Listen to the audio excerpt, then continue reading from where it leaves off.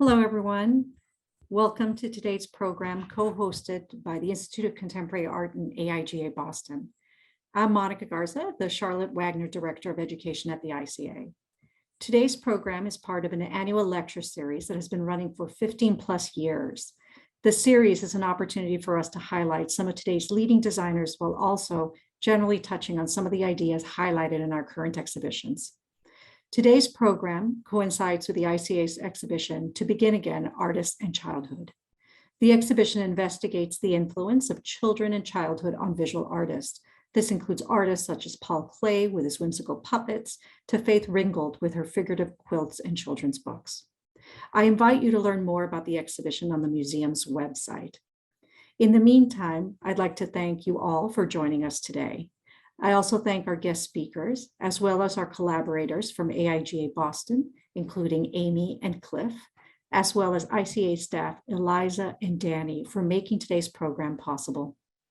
Now, with that said, I'd like to welcome our co-host from AIGA Boston, Amy Parker, to help introduce our guest speaker today. Thank you. Welcome, everyone, and thank you, Monica. My name is Amy Parker. I serve on the board for the board of directors for AIGA, and I am the VP of programming. So this is a very exciting time for us to be collaborating with the ICA. AIGA, if for those folks who don't know, it's the Professional Association for Design, and it actually spans more than 70 chapters across the United States. So for the local Boston programming, we've found popularity in the annual VO mentorship program, the portfolio reviews, open air art walks, the freelance toolkit series, and of course, this annual lecture series is put on with the ICA of Boston. The collaboration with this highly praised institution, one of my favorite places in Boston, has enabled us to celebrate today's leading designers and thinkers. So I want to thank one of our chapter's advisors, Cliff Stoltz, who Monica mentioned. He makes this event happen every year for the past 15 years and counting. And our deepest gratitude does go out to Monica and her team for graciously working with us to make sure that all the details were, the T's were crossed and the I's were dotted to make sure that all this time that we have together is a success. The best way to hear about future ICA Boston and AIGA Boston lectures is actually to sign up for our newsletter on the boston.aiga.org and consider becoming a member to access professional development for your own career advancement. So today I am excited to introduce our moderator, Katherine Hughes, who will then introduce Jessica Hische, who is our featured speaker. Katherine is a design director at Stoltz Design Group, where she has spent over a decade working on a wide range of identity and publication projects. She has worked extensively with the Davis Museum at Wellesley College, Harvard Business School, MIT, and the Boston Society for Architects. Her passion for typography led her to teach at her alma mater, Rhode Island School of Design, and Massachusetts College of Art and Design, where she is now associate professor. So we're thrilled to have you here today, Katherine, and I will pass it on to you to now make Jessica's introduction and we'll get started. Thanks all. Thank you so much for that introduction, Amy. I am so delighted to be here today. So I think one of my favorite parts of the Zoom lecture experience is when everyone comes into the space and says, hello from wherever they are, and you get to see all of the far-flung attendees. So in that spirit, I will just say that I am joining today from my office at Massachusetts College of Art and Design. And I also want to send a shout out to Cliff, who's already been mentioned, for coordinating this and many lectures at the ICA and for giving me this opportunity to introduce and speak with one of my favorite designers, Jessica Hische. So Jessica is a letterer, a designer, an illustrator, a letterpress printer, a mom of three, a type nerd, a jumpsuit connoisseur, and the New York Times bestselling author of two stunningly lettered children's books, Tomorrow I'll Be Brave and Tomorrow I'll Be Kind.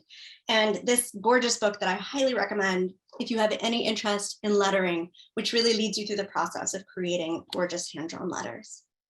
She has collaborated with a roster of incredible clients, including Wes Anderson, Dave Eggers, Bon Appetit, the New York Times Magazine, Penguin Books, the US Postal Service, and so many more. It was really hard to choose the ones to highlight in this introduction. Her work has been widely recognized in every corner of the graphic design universe, and all of it is infused with an exuberance and sharp wit that keeps us excited to see what will come next. Jessica, it is such a delight to welcome you today. And it is a delight to be here.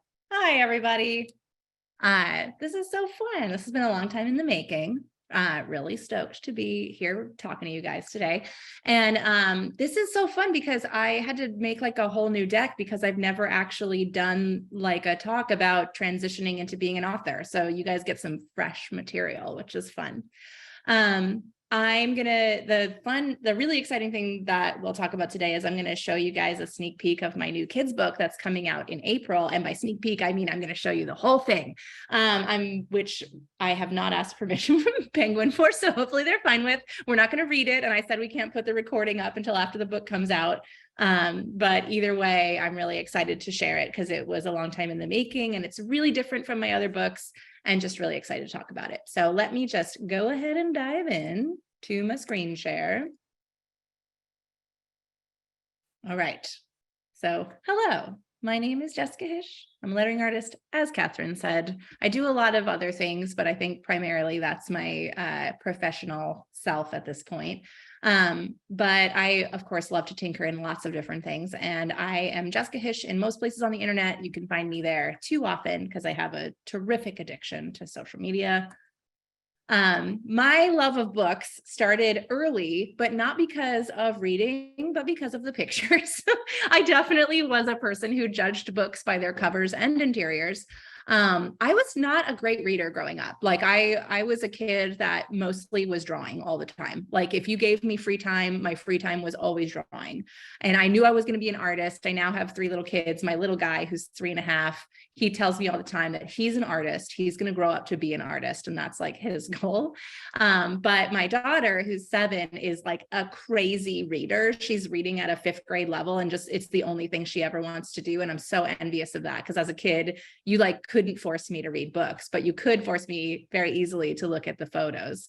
So Graham Bass's books were one of like the early ones that I was really obsessed with as a kid. His book Animalia, which I believe this one's from, and there were 2 other books that we had. I just loved the illustrations so much and would get lost in the details. And it was probably one of my first really early introductions to illustrative lettering. Just because not a lot of kids' books have lettering in them. For one thing, it makes it really difficult to do translations for different countries. You basically have to redo the artwork, which is what I learned with my own books. And so it's a little hard to push a book with lettering in it through to publishers, just because it is a little harder to move into different markets or to sell in different places. But I loved this book so much, and I loved the pictures as much as I loved the lettering. If you asked me at the time if that was my thing I was going to be into, I would be like, I don't know. Like I didn't actually really discover lettering until much later in my life. But being an illustrator is something that once I was out of college, I was like, this is it. This is what I want to be.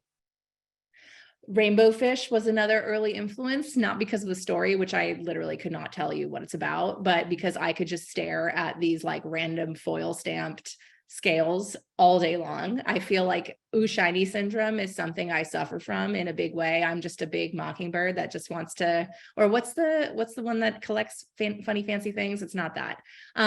We'll cover that later. But I still, to this day, like you want to put rainbows on stuff, you want to put sparkly stuff on things, I'm all for it. And I'm always like convincing people to use those weird 80s foils on things if I can help it.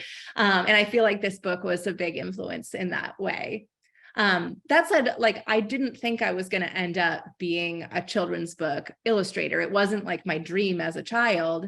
I don't know why. I just was like, I want to make paintings, but it didn't really enter into my thought that like I would make art for books. And even just like finding my way into illustration took some time because, you know, I went to school for fine art and then ended up in graphic design because I loved it.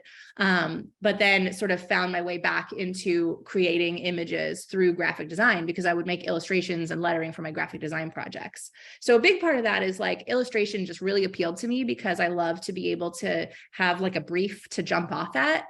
to jump off from in order to start a project. If I don't have that, I get like blank page syndrome and just can't get started.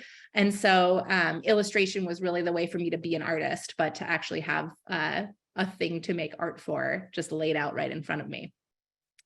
So some of my earliest experiences with book design were I interned at a place called Headcase Design in Philadelphia.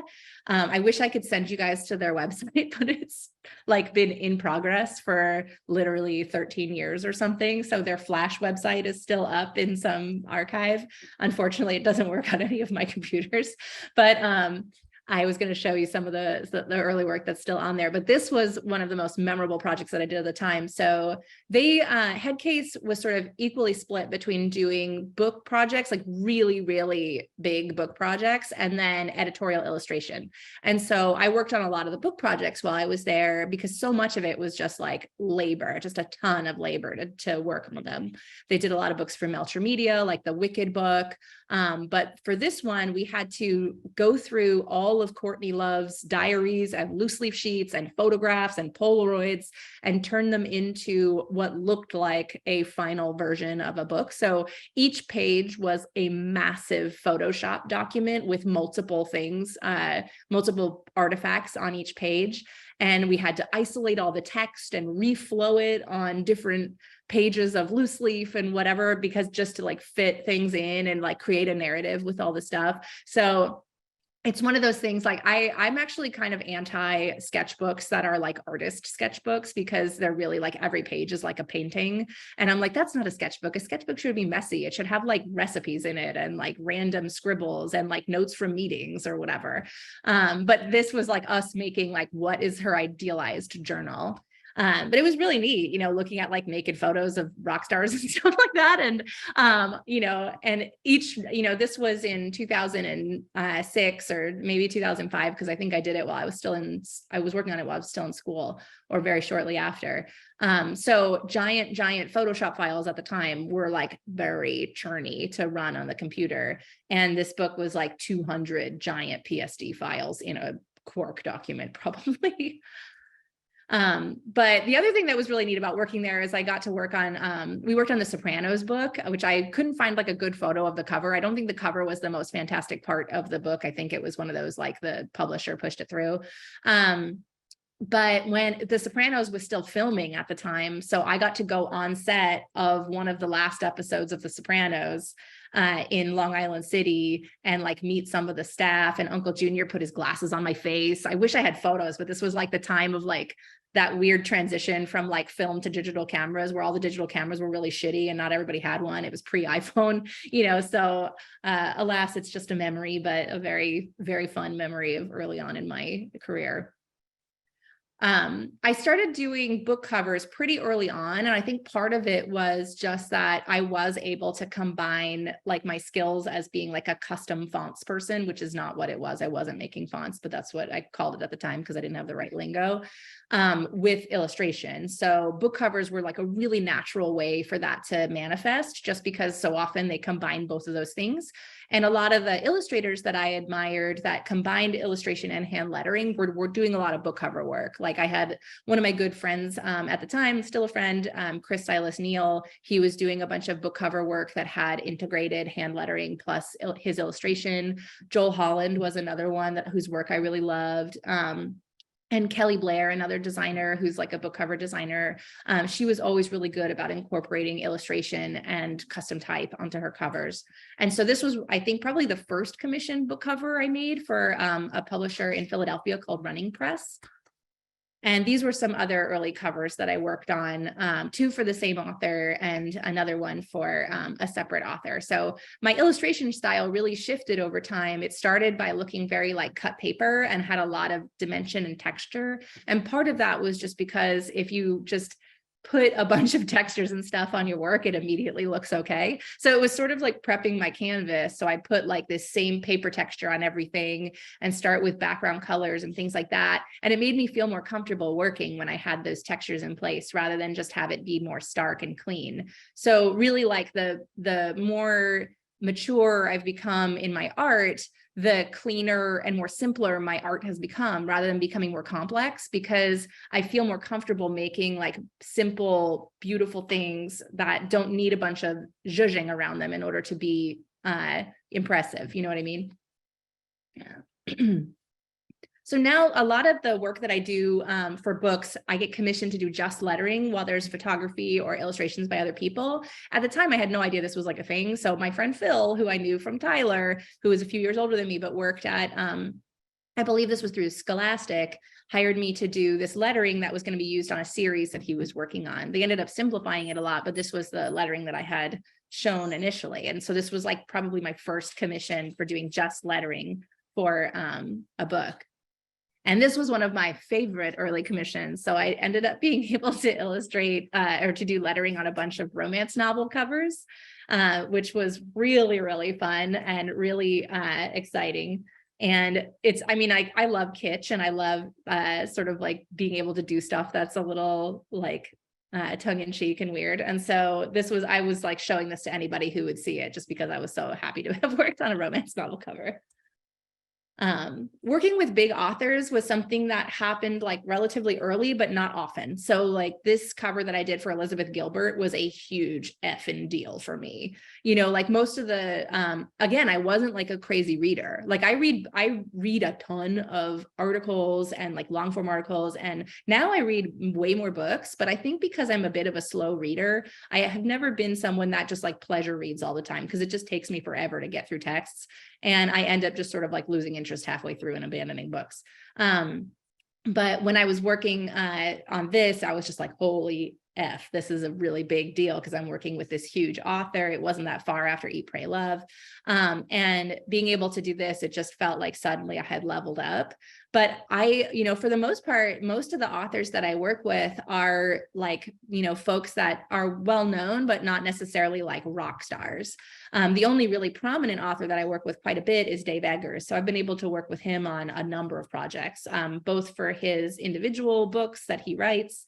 So I did the cover for The Circle, I didn't design the jacket and cover, but I did the logo that's in the center of it, that mark, which was actually one of the early explorations for The Circle. So I did a huge, like, let's try 20 different options for the Every, and they ended up just like going back to one of the early ones for The Circle.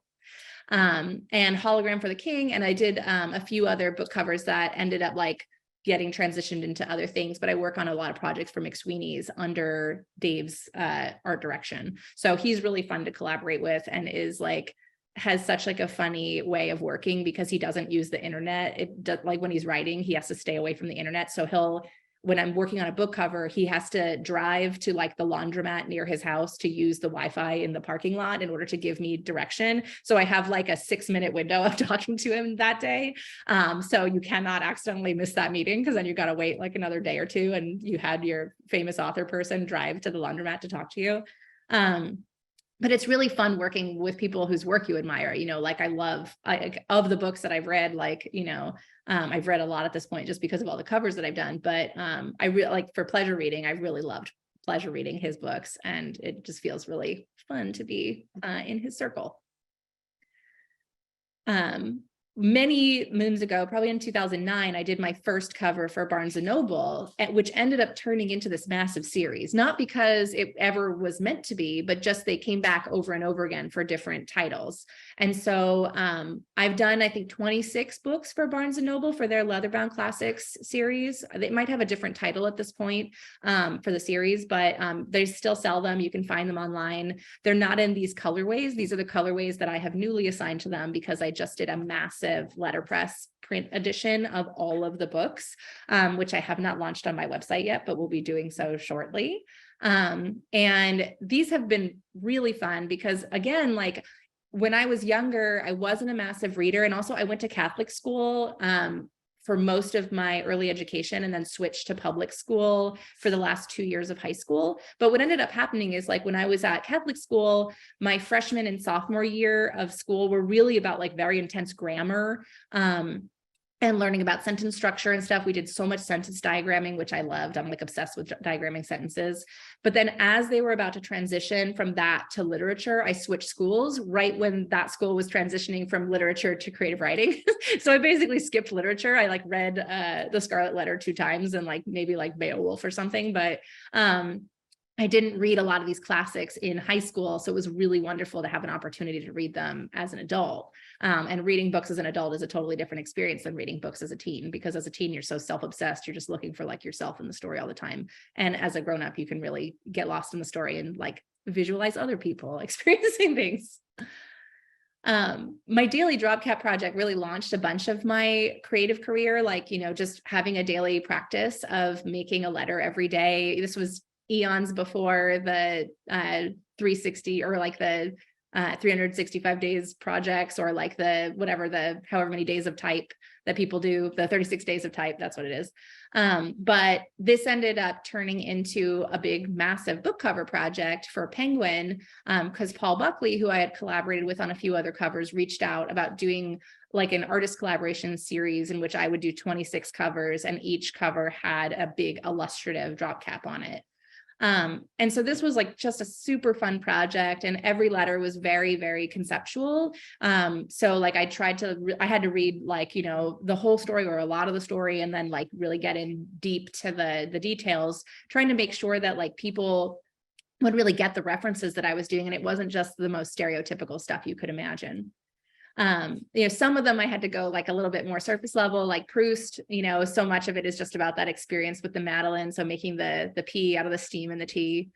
And then some of them like are a little bit more like cerebral. So like for this one, for Great Expectations, it's for Dickens, and it's about, you know, the main character's like life is very simple, but he dreams of this fancy life, but then realizes that the simple life was actually kind of fine. So sort of combining like simplicity and elaborate fancifulness to convey the plot of that book. But becoming an actual author took time, you know, like when I didn't think like, oh, I'm definitely going to write a book about my process, or I'm going to write whatever. I did a lot of writing about my process and sharing of tools and tips and tricks on the internet, just because I was like, I loved sharing about things when I learned how to do them, because I would just get really excited about it and be like, oh, I feel like I've unlocked something and I want to share that unlock with other people. And I think early on, I learned that as long as you share from your own lived perspective, you're kind of like criticism proof, you know, like people that go on the internet and try and be like, I'm the best at this thing, here's the only way to do it. People will just jump down their throats and be like, excuse me, but you're 24. There's plenty of other people that have had this thought before.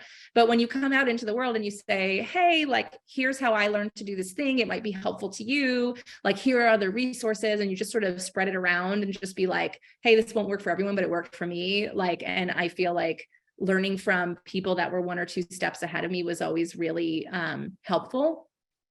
That's what really started my desire to write about my process, was just sort of like understanding that learning from peers or peers that are just a step or 2 ahead can be really useful.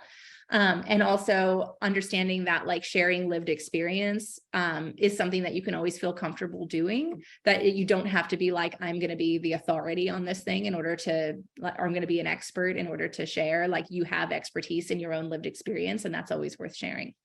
But this book originally, like Chronicle approached me to do like a coffee table book compendium of my work, just because they were like, you have followers on the internet and we know that you'll sell books. Here you go. And I mean, that's like a simplification, but it's not wrong. It was really the blog to book era, where people were contacting anyone that had a successful blog and being like, let's make a book about it.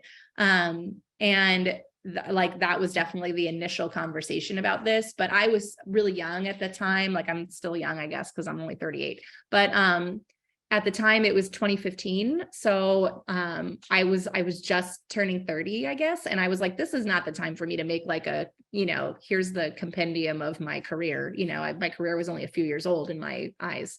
And so I was like, let's just do it like loosey-goosey, just show some sketches, show some finals. People will like it. People like seeing process. And I started thinking about it that way, of just like, let's just take my sketches, scan them, throw them in a book, whatever.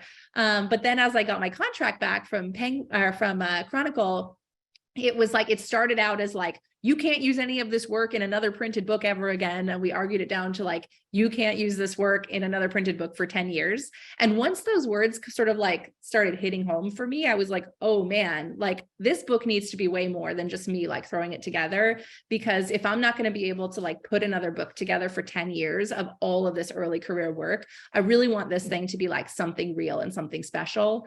So my initial like ask from them was to write like 2,000 words of an intro and then have the rest of it just be art. But I ended up sort of making a hybrid textbook and showcase of my work where I'm really talking through a lot of the process and giving a lot of tips and tricks about how to actually make lettering and art and what it means and what the different nuances within the typographic world are. And so like, if it wasn't for that contract, this book wouldn't exist, because it really pushed me to like, be like, oh shoot, I should make something that's going to last a little bit longer than just like, here's an easy coffee table book. So the whole beginning part of the book is all basically like a little mini textbook. And then I give lots of tips and tricks on vectorization and stuff too, which not a lot of books existed at the time that were doing that. It was really just about doing more analog work. And then in the work section, showing the finals of projects and then the sketches leading up to it and talking about the process of working on those. But the biggest impact on my publishing career was definitely when I had my daughter. I, again, like didn't really have like big dreams of being a children's book author, but part of it is just because I don't like to work on things that I don't understand. Like every side project that I've ever done has been like me repackaging and regurgitating something that I feel like I suddenly have a lot of authority about. So I'm just like, ooh, I just learned this thing. I know a lot about it. I need to rewrite it. I need to put it out there and like put my spin on it because I feel like now I get it. And before I didn't get it. And maybe my way of thinking about it is something that people will also understand. And so, and that's always been how I learn, you know, like when I studied for art history classes and things like that, the way that I actually studied would just be to rewrite my notes over and over again in different ways. Like I would basically just edit down my notes and rewrite them manually, on like one sheet of paper or something. And I didn't have to study except for replicating what I had learned into a written form. And so it's really common for me to like learn a thing and then immediately want to make a project about it, just so that I can like solidify that in my own mind and then also share it with other people, because I feel like I love making resources for other people and feeling like a useful human. So when I had my daughter and suddenly was reading like tons of books, I was like, oh, I feel like I understand this now. I understand that anybody that wants to make a kid's book should make a kid's book, because parents need like thousands of kids' books, and there needs to be a book about literally everything. And there needs to be 6 books about everything. Actually, there needs to be 20 books about everything, because like if you're trying to teach something to a child, hammering in that thought over and over again in different ways really does it. And you're just looking for tools, you're looking for escapes, you're looking for good stories. And I just felt like I had permission all of a sudden to make kids' books and to work in that space because I had a better understanding about it. Now I have 3 kids, so I'm like a secret big family mom. I mean, you guys know because I put it out there on the internet, but when I meet random strangers and they're like, you have 3 kids, it turns into a whole thing. They're like, what? Now I know nothing about you. What's your deal? But these are them like last weekend. Everybody's making amazing faces in this photo, especially my daughter, who is now, she's 7, but she's like secretly like 35, just trapped in a 7-year-old's body. But when she was about 4, that's when I really started thinking about making more kids' books, or like kids' books in the first place. I started seeing a lot of myself in her, which is like so common for parents, like you are reliving your own childhood in a way by watching your kid grow up.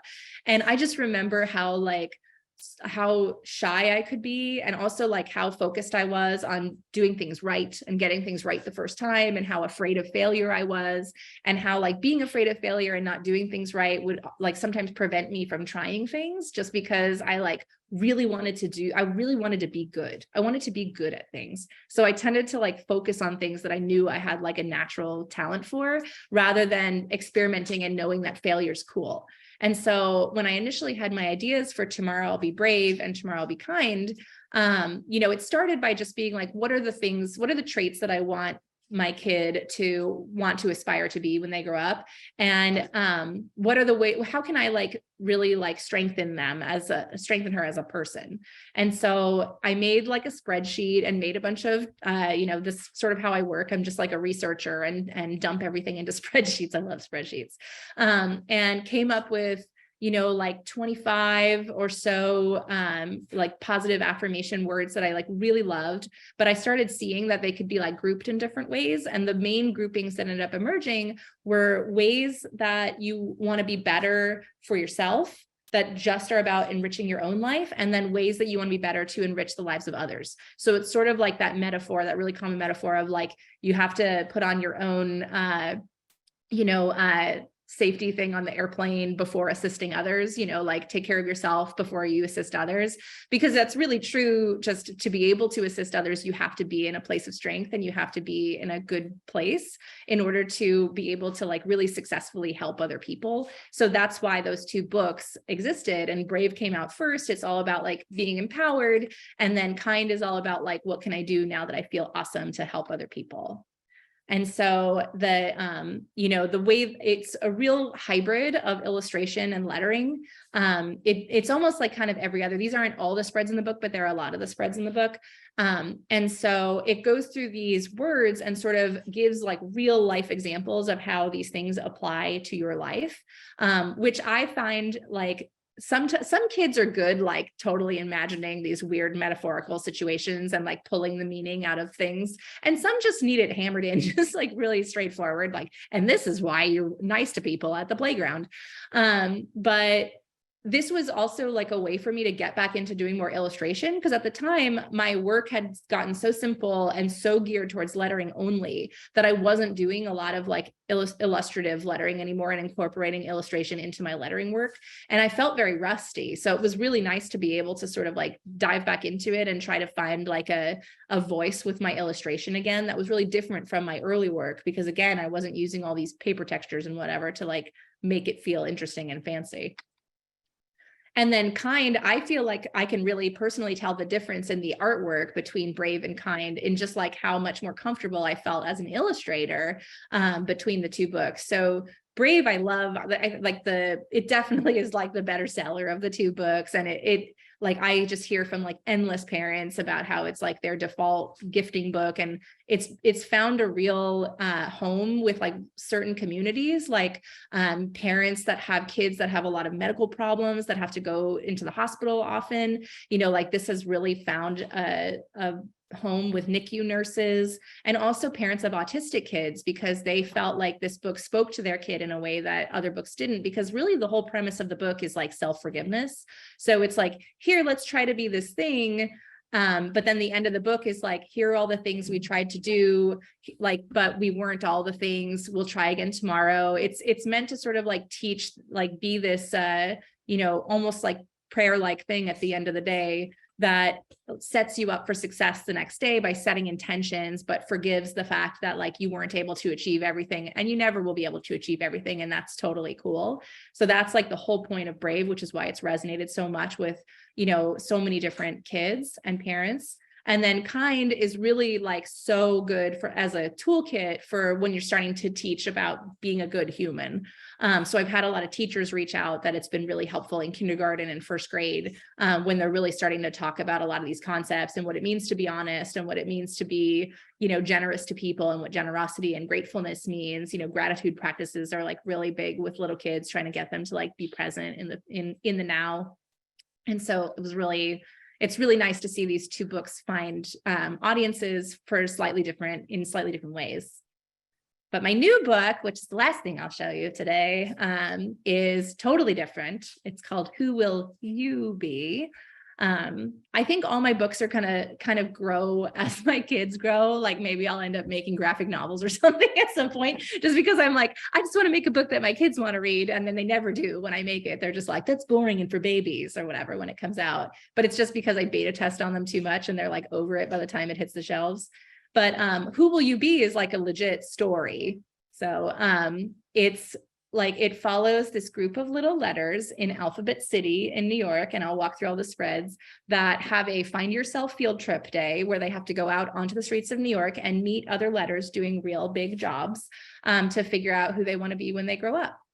And so the style of this book is really different than my other books, and it kind of happened out of necessity, just because it's so much more complicated in terms of how much lettering is in it, that I couldn't do everything as vector. It just would have taken me years to make. So having a lot of the book be hand-drawn came partially from necessity, and also because I really wanted to sort of like expand my style and have my kids' book stuff be able to evolve into different spaces and try different things, and not just always feel so like graphic designy. So one thing that you'll notice is that all the characters are vector, but their facial features are hand-drawn. And then whenever they're talking to a letter in the book, that letter is drawn in vector. And whenever it's like a background element, it's more hand-done. And so these are the end papers, which are all our main character, you, in all of her different possible roles in the world. And this was like one of the most fun things to draw. And it was basically like me being Daily Drop Cap all over again, but just for one letter. And our title page here, and I drew my little kids as our C and G over there for my dedication. And so it starts off again in Alphabet City, where we see the little letters going into their classroom. So it's sort of a world within a world, sort of Harry Pottery, but we don't talk about Harry Potter anymore. But, you know, sort of this idea that these letters exist among humans, but the humans don't really pay attention to them. They're not like interacting. It's just sort of like a separate world entirely. It does have a little bit of typographic instruction in it, which is just really a thing for the designers. There's a lot of little Easter eggs in the book. You know, I'm a big fan as a reader when there's stuff for the grownups as much as there is stuff for the little kids. So we learn about what it's like to be a letter in school, and it says it's not so different than what you do in your school. And then they take attendance by singing the alphabet song, of course. And there's you know, a few other characters in here that, like, Sigma is visiting from Greece. So we've got a foreign exchange student in there as well. And then we introduce the field trip project. Everybody's so excited and runs out into the world. And when they look up into their city for the first time with new eyes and see letters everywhere that they never really thought about before, it's really a moment to, like, this is me teaching what lettering is to little kids, is just like, look all around you. People draw these letters. These letters exist. It's not just the same letter everywhere. Isn't that neat? You know, and just really, once you start being able to notice things in the world, you have a totally different understanding about different art forms and things like that. I mean, I'm sure a lot of us as designers have had that experience when you start being told like what's good and what's bad, and then suddenly you can't unsee like everything in the world. And so having that experience of just being like, wait a second, people draw this, you know, is really big. We're not talking about drawing in this book, but even just the existence of like different alphabets is really interesting to little kids. And then we go through different kinds of roles that alphabets can have. Like in this case, they're talking about wayfinding and working in wayfinding, and how you can't be like super fancy, and you got to be straightforward, easy to read, love keeping people safe, you know, like kind of talking about like all the pros and cons of each of the jobs. This one, they talk to a letter on a band t-shirt about life on the road in a stinky van, and, you know, trying to throw in some humor about touring with a band and things like that. When they're on the subway, this is a gatefold page, so it opens up to Times Square. So this is like a closed page, and then it opens up and you have like the biggest lettered spread in the book. And in this one, it's meant to be that overwhelming moment when suddenly you're like, wait a second, I didn't realize that this was all out here in the world for me to see. Like, what am I going to do? Like, there's so many things, and have a bunch of like fun Easter eggy things in this. Of course, there's like Dad Rock Cafe. There's some musical things like Less Miserable, and this extremely New York specific joke, which is North Side Story. North Side is a car service in Brooklyn that when you call, they just go 5 minutes, and they like, it feels like you didn't even tell them where you are. They just know. So North Side Story is West Side Story, but North Side, the car service. So that one only the New Yorkers will get, but it made me laugh when I drew it, and laughing at your own jokes is something that I'm very good at. They meet a letter on Broadway and talk about seeing your name in lights and how you can always dream about that, but also how hard it is to be on all the time. And I did a little drawing of me and my 3 kids here. So they love pointing themselves out in books. Like sometimes I'll put things in books specifically because I want them to see it and like freak out about it. So there's a few like Easter eggs that my kids have like stores named after them and stuff like that. And then their next stop is the New York Public Library. They talk about the letters on the outside first, for just like being there for more than 100 years and what they've seen. And then obviously like libraries are full of letters doing different jobs. And so I loved this spread. I actually snuck into like the Rose reading room and like sat there and was doing sketches and taking some very incognito photos of the main branch of the New York Public Library so that I can replicate it in the book. And so this book was like visual ASMR for me to make, just because so much of it is like me doing little teeny tiny drawings, like drawing every single one of these books. But what I would do is the way that I worked for this is I would do sort of a loose sketch and then draw the structure in Illustrator just as black outlines, and then bring that into Procreate and trace it as the structure, because I'm too like much of a perfectionist to just loosely draw things. But then letting myself freehand a lot of the detail work so that there is more of like a hand-drawn part to it, while still being able to be like symmetrical and having the lines be relatively straight and not having all the window sizes be funky and whatever. They talk to a letter on the inside of a book and talk about all the different roles that you can have in books, in manuscripts with golden letters, comics full of punchy action verbs. And then I do a little nod to my Tomorrow I'll Be Brave book about how awesome it is that words and pictures play together perfectly in kids' books. And then the very last stop that they do is they end up seeing a sculpture made of letters on the street that's modeled after Robert Indiana's Hope sculpture that's there, which is, another version of his love sculpture, but you can't draw other artists' work in your book, especially Robert Indiana's work, apparently. So I had to make up my own Hope sculpture here. But this is all about how like words don't just convey like the literal meaning of things, they can convey feeling and really like bring up an emotional response in you. And this is all just about how like you emotionally responded to the art, and that like it's crazy that something as simple as a letter can like bring that up in people and really resonate. So they take the bus back down to school and are back home so they can think about what they're going to present about the next day. And you like saw so much, she doesn't know what she's even going to talk about. But then all the letters give their presentation. So S had dreams of headlining at the ballet. F planned to travel the world on a postage stamp, and I draw my own postage stamp in there. So again, like this is such a vanity project, I'm sorry. And then M wanted to be forever emblazoned above an elbow. And then R wanted to be somewhere creepy, like a cemetery. The T joke was one of my favorite ones because it's like a parent friendly joke about T wanted to work in computers, and everyone agreed that would be a very smart choice.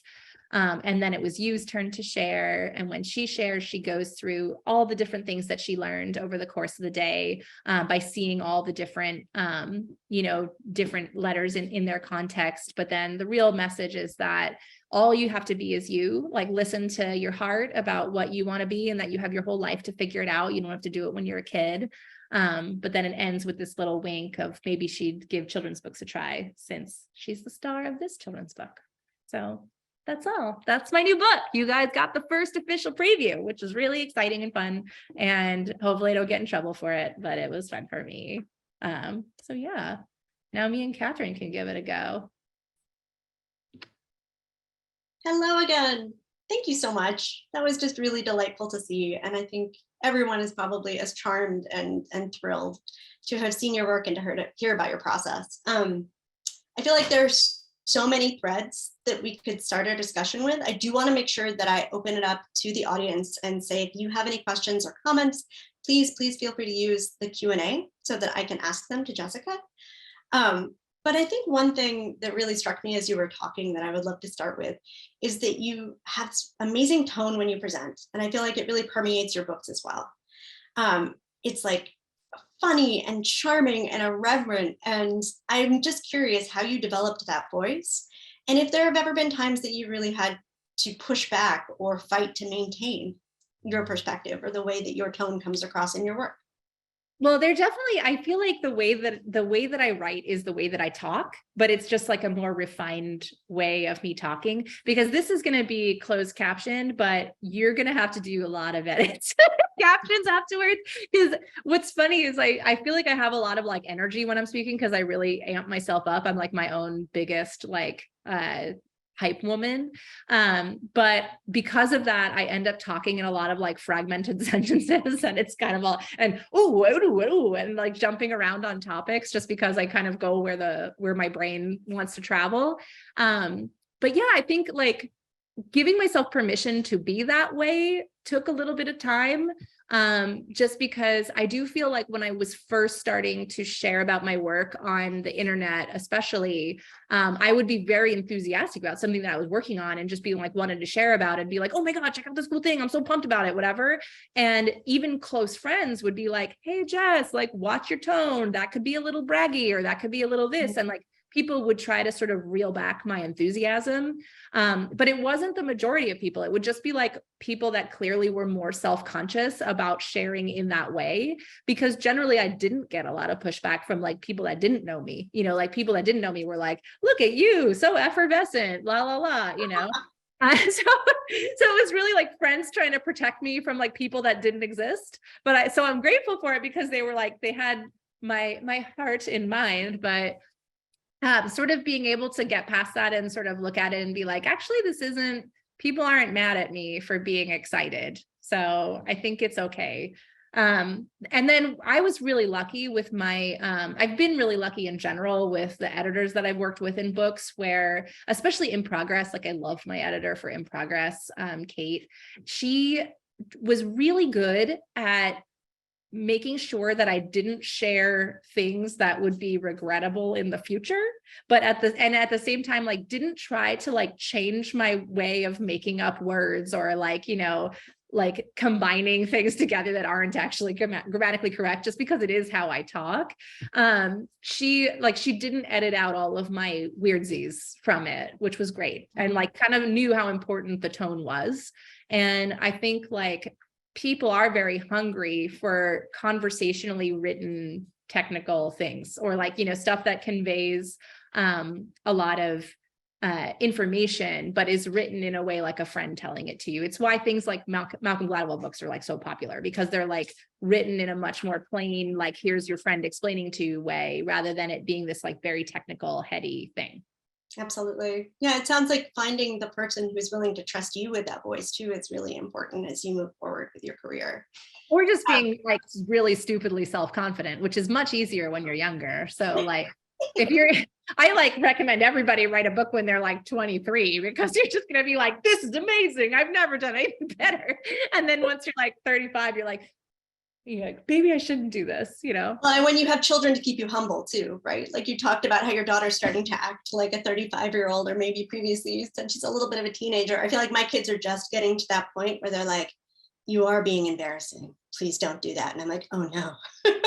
No, I feel like no, it's my job to make everybody in my family be cool with being embarrassed. Like Russ, my husband, is like very Southern, or he was like, when we knew each other or when we first met, he's like much more like quiet, and he's an introvert, and he's very social and everything, but he would get so embarrassed by me when I would be like dancing on the subway platform to try to make him like feel uncomfortable or whatever. And eventually he just kind of gave up and was just like, okay. And so I'll like I'm sure me sharing about very intimate details of our life was like very uncomfortable at first, and it just became something that I, like got him used to. Have you ever heard the theory that one person in the relationship is the pole and the other person is the flag, and there always has to be that balance? Oh yeah. I mean, well, there's so many, like I know so many people where somebody's the extrovert and somebody's the introvert. Like we make jokes that I'm like his friend vetting system, because like he's happy just hanging out with me and being at home and like tinkering on his guitar and making whatever. And he would never make new friends if I wasn't like, look, here's a friend I made. It's your new friend. Welcome. He followed me home. I think you should be friends with him. Yeah, exactly. Excellent. But I feel like I have a much higher bar for who I bring home to him now. Like at first I was like, everybody's great, you're going to love this person. He's like, are you even like talking to them, or are you just excited to meet new people? But now I feel like I only bring people home to him if I'm like, you're really going to get along with this person. Excellent. Excellent. Well, it sounds like your next book after the one that is currently coming out should be Tomorrow You Can Be Embarrassed or something like that. Oh yeah, something like that. Tomorrow you can dance in the streets. Yes. So one of the other things I feel like that came out in this part of the conversation is how your kids have influenced what you're doing and how they've changed your process.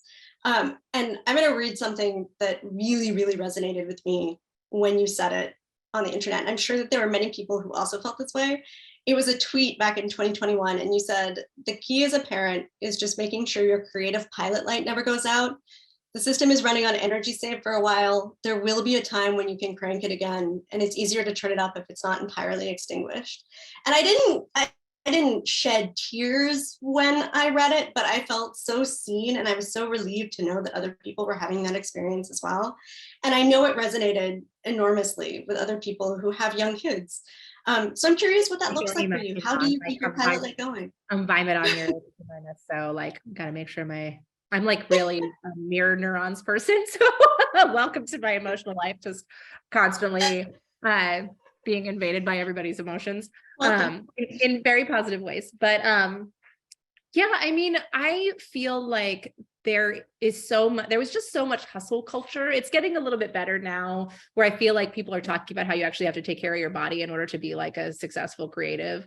But, you know, when I was first starting out, and I feel like this is always the case with like young designers, is it's just like, you've got to grind, you've got to work 90 hours, la, la, la. And it's a really tough transition to go from being told that's how you have to work to be successful to being like, I can work 30 hours a week and that is it. And like, you know, and also sometimes not because someone's sick today or someone has a dentist appointment or like whatever.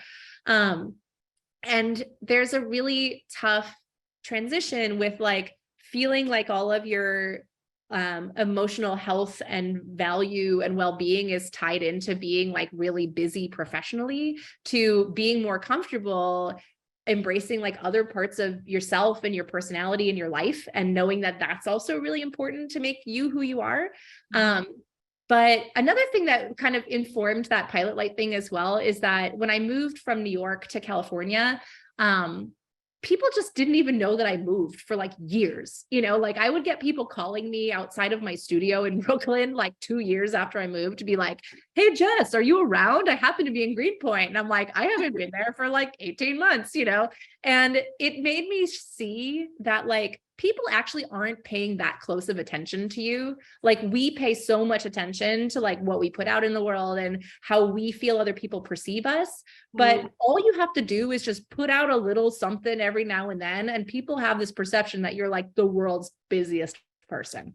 So like, again, like I'm really of the understanding that you can disappear from Earth for 2 to 3 years and people mostly won't notice, you know, like, you know, so that was sort of the thing also with the pilot thing. I'm like, take time, like be a parent, don't flip out, just like do something creative so that you don't feel like you've totally lost yourself in parenting, because it is really tough to like get back into it and get the ball rolling again. If you like completely drop off of it, you feel really disconnected from everything. But all you have to do is like lightly pay attention to what's going on, do creative projects every now and then, you know, just like keep it going, just keep it going low level. So then when you're ready to ramp it up, you can just pop right back up instead of having to figure out how to like turn on a cold car in the middle of winter, you know? Yeah, no, that's such a great way to say it. And I think one of the things that I've loved, especially in your social media presence, is seeing all of the ways that you're experimenting with these new tools and maintaining all of these little creative practices that it might not be within the traditional realm of communication design. I see your Vandercook. I'm wildly jealous. It's amazing. And the laser cutter and all of these other things. I'm curious if you have any new tools that you've been playing with and how they're informing the way you're thinking or how you're being creative in your professional practice too. Well, it's been like one of the things for acquiring tools is like, I'm definitely like super like this, where if I get new technology, I'm suddenly really excited to do a thing on it. And so it's like you spend money in order to be creative, basically have like a creative boost, which is like You know, it's hard to admit, but it's absolutely true. It stopped happening for me with computers. That used to be my thing with computers when I was younger, where every time I got a new like MacBook Pro or whatever, I'm just like, look at me, I'm a professional designer. And now it's just like a pain in the butt to get a new computer, and I just wait as long as humanly possible.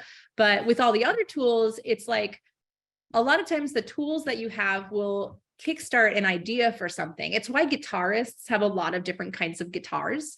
Like, you know, like you're a guitarist. Why do you need like 7 guitars? And it's because every guitar makes a slightly different sound, and hearing those sounds will like trigger something in you to write a song. You'll be like, oh, like the way that that sounds, that makes me want to write this kind of thing. And so like being able to experiment on different machines can trigger work in a way that, you know, just working in the same way constantly doesn't. And so like a lot of the like having different art making methods and machines was like, how do I kickstart myself to work in different ways or work on different kinds of projects? Like the Vandercook is like easy because I can just like literally take my like vector art and translate it to plates and make prints, and it's great. It's like amazing, you know, like it's so cool to see your work in this like really tactile way, and to have people be able to own your art but not have it be paintings, which would be like so prohibitive for me because I would never be able to like make enough money off paintings to like justify ever selling them. I would be that person that just hoards them forever, and then I die and they end up in the trash heap or something. And so all of these different things that I have, just like, and they make a spark for me to make a thing. So I the laser cutter basically was able to justify itself immediately from those You Are Enough mirrors that I made, because I had an idea that I wanted to make this project. And I was like, if I can make a thing that sells enough that I can pay for the device that makes it, then it's worth it. You know, so that's sort of how I see all of these things that I acquire. I'm like, I have to make a thing that makes at least enough money to pay for the thing itself. And then after that, it's all gravy, you know? So I have the Vandercook. I have a really good Epson printer that I've had for a long time, but I don't do a ton of G-Clay prints, but I want to do more of them now that my mom lives here in California and I can ship them a little more easily. I've got my Glowforge laser cutter. I've got a desktop CNC router for cutting metal because laser cutters can't cut metal. And so that one's like a Nomad 3. I love it. It's like a little guy, and it's mostly for me doing jewelry and like smaller metal stuff. I have an Orion Impulse mini arc welder. And that was really because I made a bunch of necklaces that I still haven't put on my website because I'm terrible at putting things on the internet. And I had to hire a jeweler to help solder all the jump rings so that the chains wouldn't immediately pop off. And it was like such a pain in the butt, and it took like a year to get them to like prioritize me. And so I was like, F this, I'm going to get my own little welder and I'm going to solder my own jump rings. And so I got that, and it's like this magical machine where you just like zinc and it like makes a little solder weld. It's so cool. And what else do I have? I got a airbrush that I haven't used yet because I want to do edge painting. I have a bunch of like super random stuff now. I feel like I got another, oh yeah. And the rug gun. So that one I don't own, but a tufting gun. So one of my Kat who works for me, her good friend, Miles, had a tufting gun, and she was like, Miles is going to let us borrow the tufting gun so we could play with it at the office. And now I'm just like, I got to get all the things stuff together. It's so fun. It's like so satisfying to like make things like physically with your body. So yeah. Have you made tufted letters? Do you have fuzzy letters? I know I'm going to do it.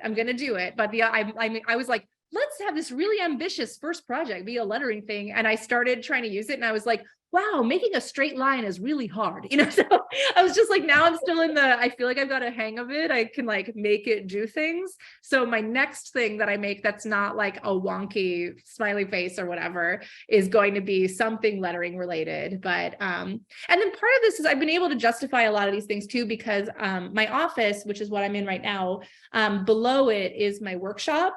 And that's where all my tinker stuff is. And then right next to the workshop is a storefront space. And it's been my dream to have like a storefront at some point. It's why I had a storefront space in San Francisco, but then I never did it because it was like, would have been weird to have like only the front half be a store while I'm working in the back, and you just get really distracted. Here, right. It's like the perfect situation because I work upstairs and the store is downstairs. So I can have office hours in the store but it makes it really easy to justify having these art making tools for making like one-offs or things that I wouldn't want to put on the website, because if you put something on a website, you have to photograph it, you have to like, get it all zhuzhed up for putting on the internet, and then all for like having to ship it and like all this stuff. And sometimes things get lost and sometimes things break, and that's really stressful. So I wanted to be able to sell things that I was like, I'm going to make one rug and that's it. And if you're here that day, you can buy it. And if not, like whatever. So when the store opens, all my experimental random stuff will end up in it. So well, I love the idea of having a straight line be really difficult, because I feel like as someone who has perfectionist instincts, like to not be able to achieve that opens up and unlocks a whole different kind of creative process, which is really important. Yeah. I mean, I'll be real though. Curvy lines are much more difficult. It's all difficult. But then once you get the hang of it, it's like, oh, okay, I now understand that I just have to like push way harder than I thought I was going to or whatever. Wonky, fuzzy letters. These are going to be 70s Muppet letters. They will be amazing. Yeah. I want to make sure we are at 2:00. And I know you said you could stick around for a minute or two after. So I want to just make sure I go through the questions and we can ask a few of them. Lots of love in the comments, people saying that they give your books for all of the baby showers they go to. And Bianca asked a question early on that I think is a really great one. So I'm going to read it out. She said, it's really nice to hear of your early experiences with reading, as it resonates with my own similar reading experiences too. Not being a fast reader, therefore the motivation to complete books falls behind, but still have that fascination with books, book design, and typography. How do you handle / overcome bringing book cover projects to that successful finish line with that roadblock? This is something I find myself struggling with from time to time.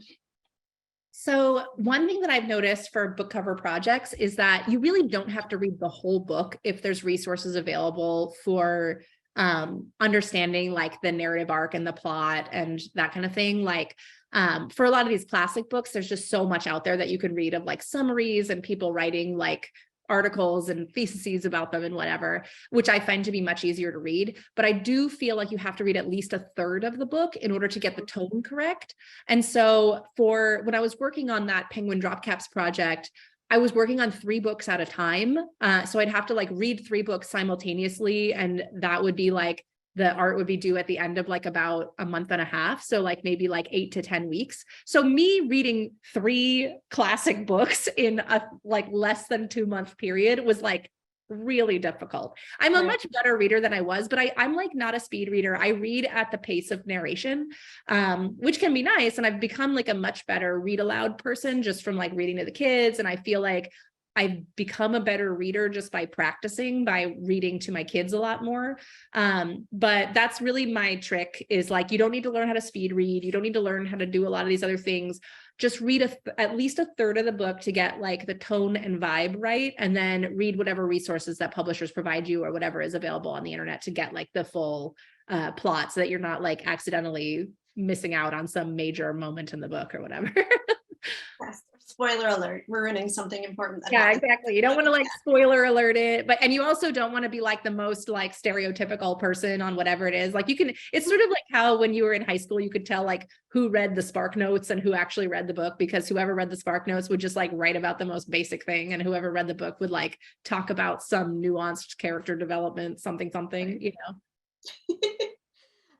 So a lot of the questions that have come in are about how to break into being a children's book illustrator. Like, how does somebody who's new as a designer or an illustrator find a way into that space? Do you have any recommendations? One big recommendation would be to join the Society of Children's Books Writers and Illustrators. It's like the SCBWI. They are all over the US and they have different chapters in different cities. And they do a bunch of like community building stuff and a lot of seminars about things. And that would be like a really useful way to do it. You could also talk to literary agents that specialize in children's book stuff, just to sort of like get the ball rolling with it.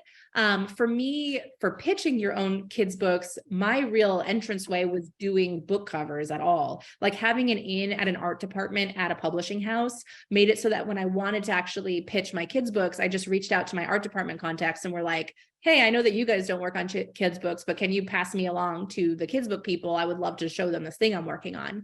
And so just having any sort of in at a publisher is great.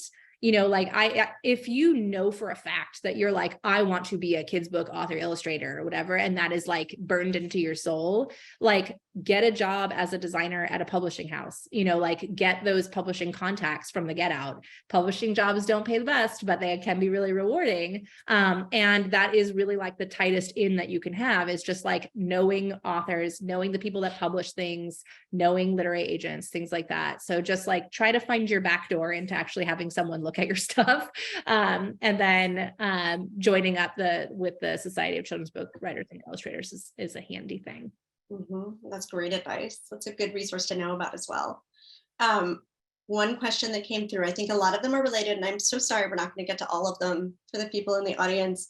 But somebody asked about the Neiman Marcus work that you've been posting lately a lot. Do you want to talk about that project a little bit and the gorgeous work that's come out of that collaboration? I have like a whole wall of it here now. Like that is like literally this whole bottom shelf is all my Neiman Marcus stuff. And there's even more of it because I went crazy like with buying stuff. I didn't want to wait because a lot of times I'm sure there's designers in the crowd that this resonates with, but you'll work on a project and like the person that you worked with like never actually tells you when it launches and never sends you samples. And then you're like, oh wait, I should probably get samples from that thing like a year later. And they're like, we can't find any in our warehouse. And so there's been a few projects that I've worked on that I just don't have samples for because someone forgot to even tell me that it launched, which is so sad. So in this case, I knew that it was like, I reached out to them when I started seeing the work appear on Neiman Marcus because they hadn't reached out to me yet.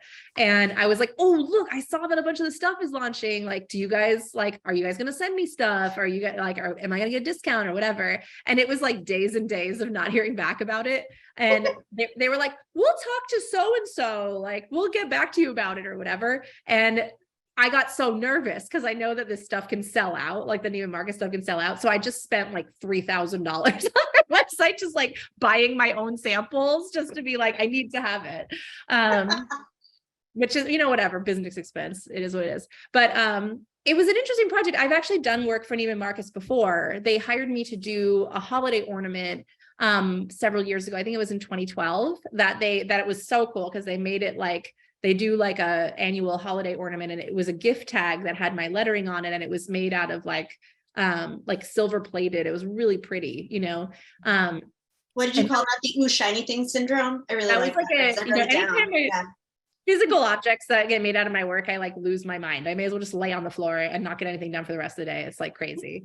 And so, and then they ended up actually licensing a bunch of my drop caps on some of their popcorn stuff a year after that, but I never got samples for it. I never even saw it happen because it was like, here, like, we want to use these, but then they never like sent me anything when it was done. And then later I was like, oh yeah, didn't we do this before? And then I found some images online and I reached out to them and be like, can you send me that? And they just weren't any left because it was years ago. So this time they reached out and it took a while to like sort of figure out what the project was and was going to be because the asks shifted a lot as we were talking about the contract.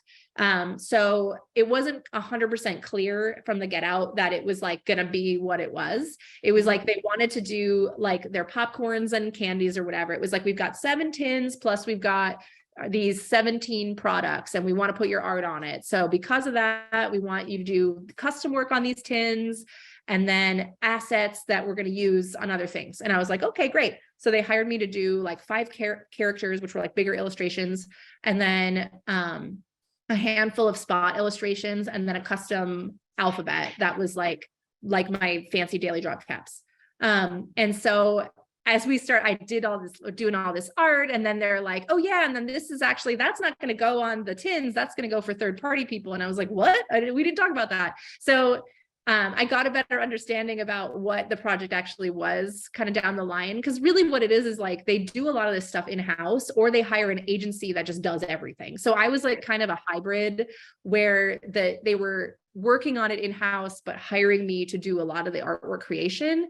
And they were just so used to working with people that would just take the whole project and just do everything for them, or they would do everything and just have like a handful of like easy assets to work with. And so it was really a very big hybrid because I was very involved in the design of a lot of stuff too.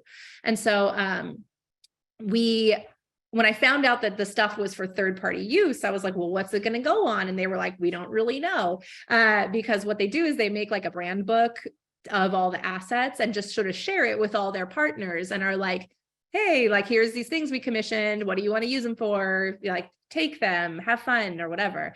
And so even they don't really know what it's going to be until they start getting the samples back from people. So I knew they were going to make socks and like maybe something else. Like but I had no idea they were going to do all the stuff they did. And it was like, so as soon as I started seeing it, I like literally lost my mind. I've never had this experience with a project before in my entire life.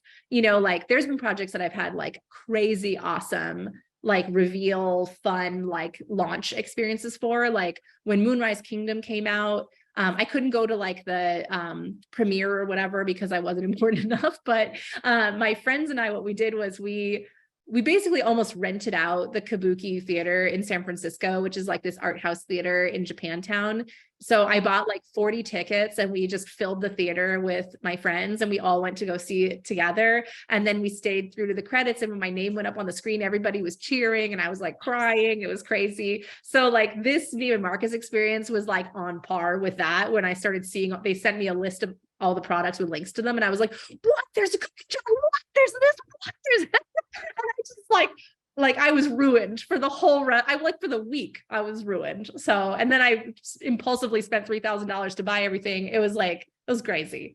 And so, but it's been like a real delight. And the main thing that really like flipped me out is like, sometimes you make work and you understand the impact that the work will have on people. And I feel like, you know, when you're making stuff for like to sell candy or like whatever, you don't think about it that much. You're like, oh yeah, like I'm engaging in capitalism. It's great, whatever, you know, it's fun to make fun work or whatever. But when I saw the cookie jar, and they made a cookie jar that is, I'll go get it actually, because I got to show it to you. It's crazy. Okay.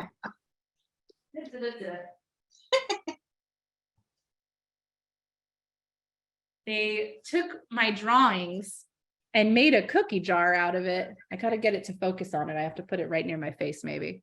Sorry, it doesn't want to focus. So this was a drawing that I did of Santa, and drawings that I did of presents, and a drawing that I did of a tree that looks like a tree that my grandma had when I was growing up. And they turned it into a cookie jar. And I like just started crying because I was like, I could just see, like, it just reminded me so much of this ceramic tree that I had growing up with my grandma. And I was like, this is going to be an object that like means Christmas to people. And that's bonkers. Like, you know, it's not often that you get that experience when you're like, wow, my work is actually going to have like generational impact. Right. It will be part of someone's tradition. It's going to be part of what they associate with fond memories. That's wonderful. So cool. So that's the story of that project. And congratulations. Well, you have been so generous with your time, and I know we have gone over a lot, and I would love to keep talking, but other people I'm sure also have other things they need to do. So I want to say thank you so much. Thank you to everyone at the ICA.